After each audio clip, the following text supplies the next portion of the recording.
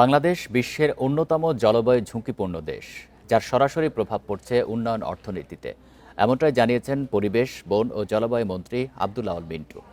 জলবায়ু পরিবর্তনকে সহনশীল পর্যায়ে আনতে সরকার সর্বোচ্চ অগ্রাধিকার দিয়ে কাজ করছে বলেও জানান তিনি। রোববার বিশ্ব পরিবেশ দিবস 2026 উপলক্ষে রাজধানীতে আয়োজিত এক সেমিনারে এসব কথা বলেন তিনি। এ সময় মন্ত্রী বলেন, জলবায়ু পরিবর্তনের পরিণতি নিয়ে কথা হলেও এর উৎসগুলো নিয়ে আলোচনা হয় না। আব্দুল আউয়াল মিন্টু বলেন, চাইলেই একদিনে পরিবেশ দূষণ রোধ সম্ভব না। এ বিষয়ে সবাই মিলে কাজ করতে হবে। তাই অর্থনৈতিক প্রবৃদ্ধির জন্য শিল্প কারখানা স্থাপনের পাশাপাশি পরিবেশ দূষণের বিষয়েও সতর্ক থাকার তাগিদ দেন তিনি।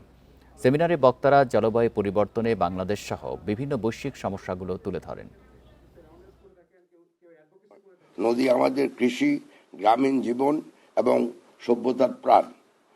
আমাদের জীববৈচিত্র্য রক্ষা করতে হবে, কারণ প্রতিটি প্রাণী, প্রতিটি উদ্ভিদ এই পৃথিবীর ভারসাম্য রক্ষায় গুরুত্বপূর্ণ ভূমিকা পালন করে।